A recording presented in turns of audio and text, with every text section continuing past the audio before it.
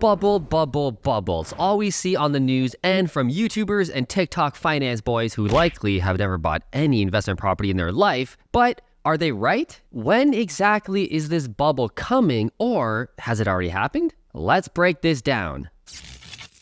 First and foremost, the media loves fear. This is something you have to understand. So if the media reported on the economy, on the real estate market in a rosy aspect, or just told the actual truth with what's going on with listings, how many properties are selling, what's actually going down with prices across the board, rather than cherry picking the one case where the seller sold super under market value, nobody would watch. It has to be a fear, eye-catching headline, and that's just how media works, unfortunately. So you, being a savvy Fruitful investor subscriber and investor, you need to know what you're looking for and peeling the onion when you see a news article going, okay, what can I gather from this article? But also, what's their angle? I understand they're trying to get clicks, so I gotta look through all the stuff to find the real data, which is really, really hard. But the reality is uneducated investors are just uneducated people watching these links, and especially the finance YouTube boys who just love promoting fear without ever knowing anything about economics,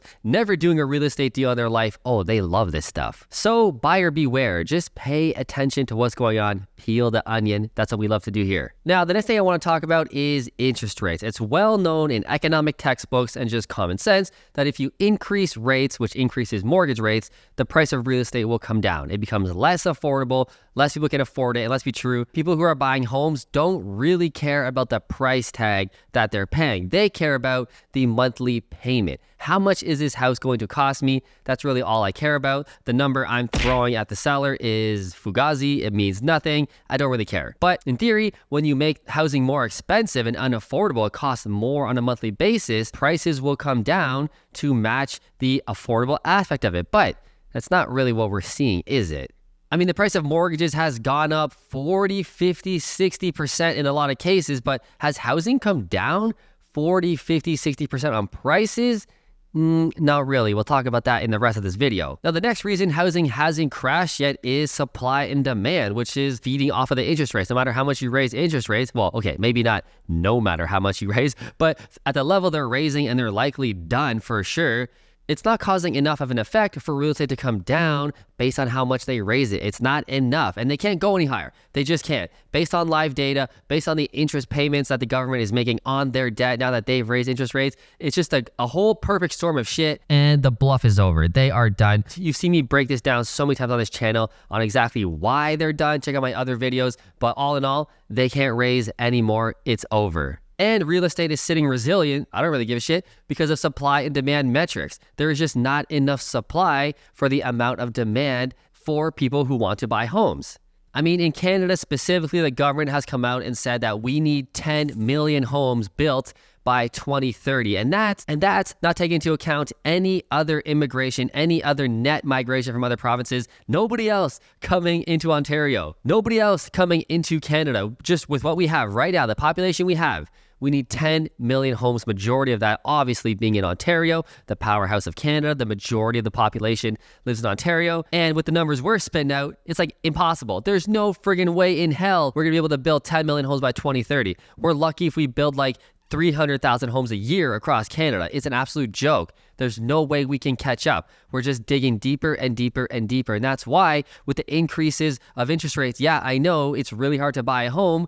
Sellers are still sitting there going, I ain't selling. You need to buy my home. There's more of you than there are of us. So we're sitting here going, either pay up or move on, because I ain't leaving. That's literally what sellers are doing. Now, obviously, you have some sellers, a very small subsection, that have to sell for various reasons. Life happens, divorce, death, marriage changes, whatever, job changes. Things happen where people have to sell no matter what. Those are the rare cases where you see the smoking deal. The houses are down 30%. It's the one seller that was down 30%. Try and get that same offer accepted a couple doors down with that seller who doesn't really need to sell. They're going to go, I ain't selling. And that's what's propping up and holding housing prices. Now, the next reason why the housing crash hasn't really happened is that builders aren't building. I talk about this all the time on my channel, but with interest rates being so high, it's really hard for builders to be able to make money and make profit on a development.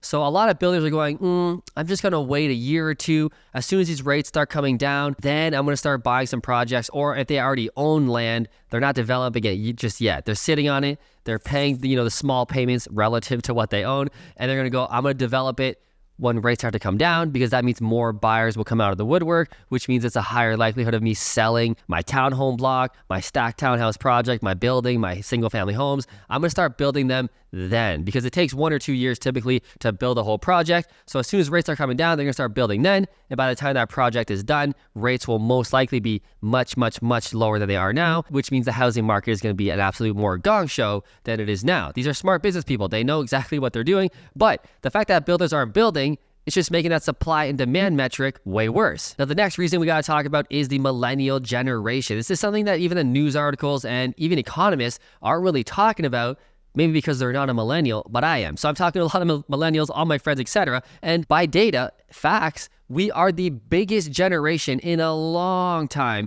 to all come of age at the same time. We're in our careers. We're now ages 31, 32, 33, 35, up to 40. We're set in our careers. We're moving up the ladder. Okay, now it's time to buy homes. We're starting families. This is when we all buy homes, right? This is just natural. This is just natural evolution of families. And when you're at this age, it's time to buy homes. And we're all at this age, this giant generation. Now, we were also bred and told that you must own your own home, never rent, buy a single family detached home with a white picket fence so the kid and the dog can run around. That was instilled in us all throughout the 80s and 90s when our boomer parents raised us, and that's the houses that we grew up in, and we want the same for our children. Now, this isn't really being accounted for, and I see it a little more being talked about now on mainstream news, but not really enough. This is an enormous factor for why the housing crisis hasn't really happened. The housing crash hasn't happened. There's just way too many of us that are sitting idle on the sidelines waiting and waiting. This idea of this 2008 crash right around the corner, dude,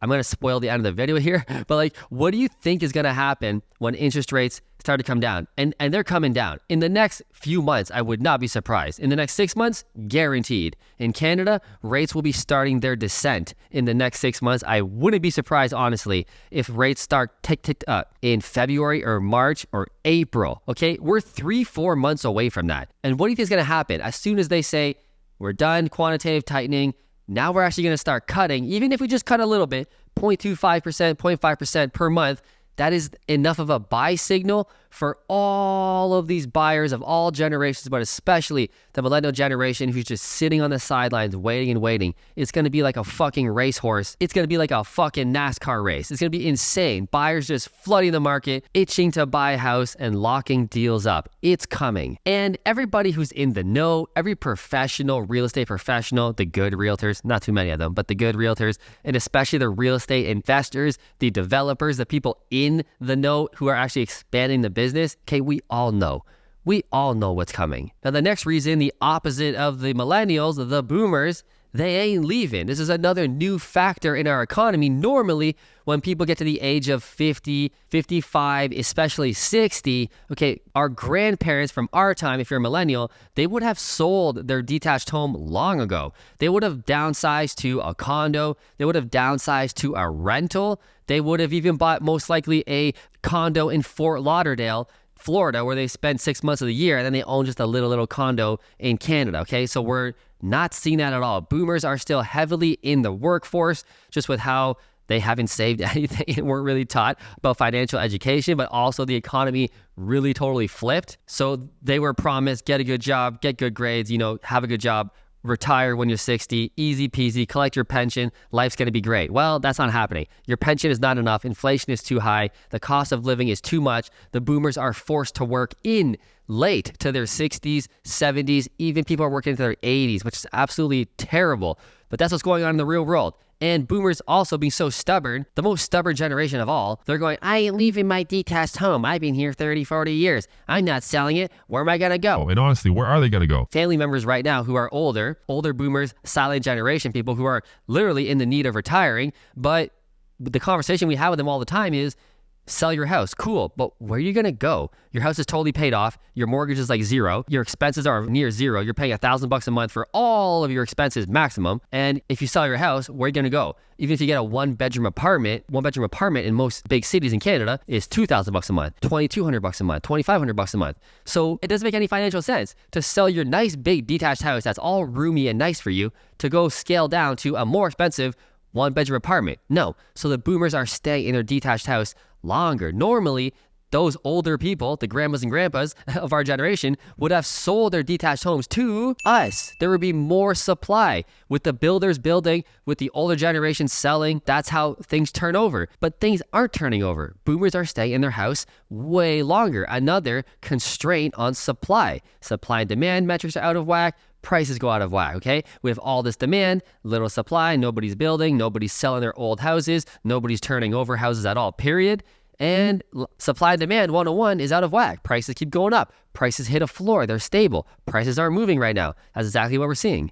Now, following up on the next point about boomers not selling, sellers in general just aren't selling. Again, even if you're a 40-year-old, 45-year-old, with a family and it's time to move up, keep up with the Joneses, typical Canadian American thing we do, where are you going to go, bro? You bought this house 3 or 4 years ago. Your interest rate is 3%. You're going to sell your house and move where? Housing prices have gone up so much since you bought your house 5 years ago, 4 years ago, 3 years ago, and interest rates are like 3 times what you have.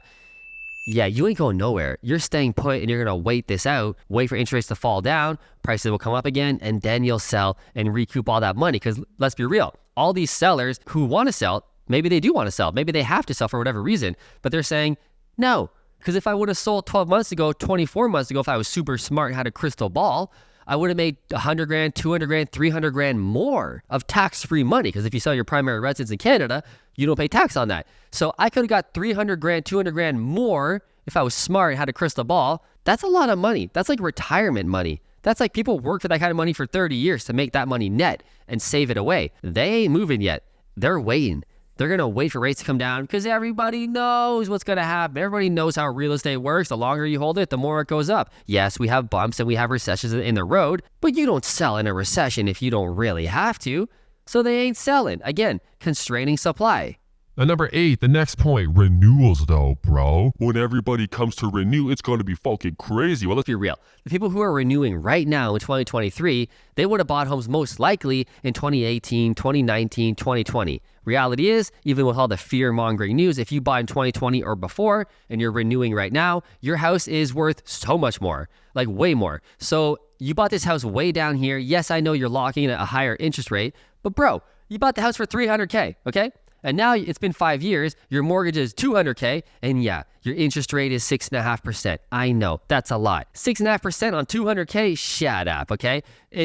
Most people with a decent job can afford to pay that payment. So this idea of this tidal wave of people renewing at high rates is going to decimate them. Not right now. Now, if rates stay this high for the people who bought in 2020 and 2021 during the madness of the real estate market going up, yeah, they would be screwed. They would be paying 6.5% on a mortgage when they bought a house, anywhere in GTA and under for $800K, $900K, $1 million, okay? So yeah, renewing at that would be a gong show, but it's 2025, 2026 when we're really going to see the pain of that whole madness era of people buying real estate. That would suck. However, let's be real. We know what's coming. We follow the live data on this channel. We know where rates are going. Are rates going to be 1%, 2% like when they locked in 2020? No. But by 2025, 2026, highly likely, mortgage rates are going to be around 3.5%, maybe 4%.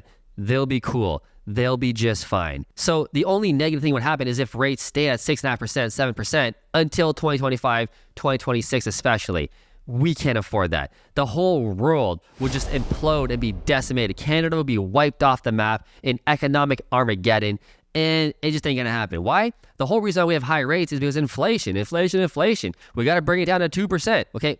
With the live data we have seeing, we're not too far from there. We're already at 3.8% in Canada in October of 2023, and we're months away from inflation, from smart economists, falling off a cliff. Why gas and oil prices specifically are coming way down. They've come way down, and it's going to ripple through to the next couple of months. We already know what's coming. Inflation is going to be falling like a rock in 2024, and even the Bank of Canada has already admitted this with their own data, and we know they're not the best at data. They lie, and they're always late, okay? So we know where rates are going, and they ain't going to be high in 2025. They're going to be much lower in 2024. So with all that being said, that's why we haven't seen Canadian real estate or real estate even in America come to a crazy crash. Too many forces working against it. We never want to say this time it's different when it comes to investing, but this time the circumstances are different. I'll see you in the next video.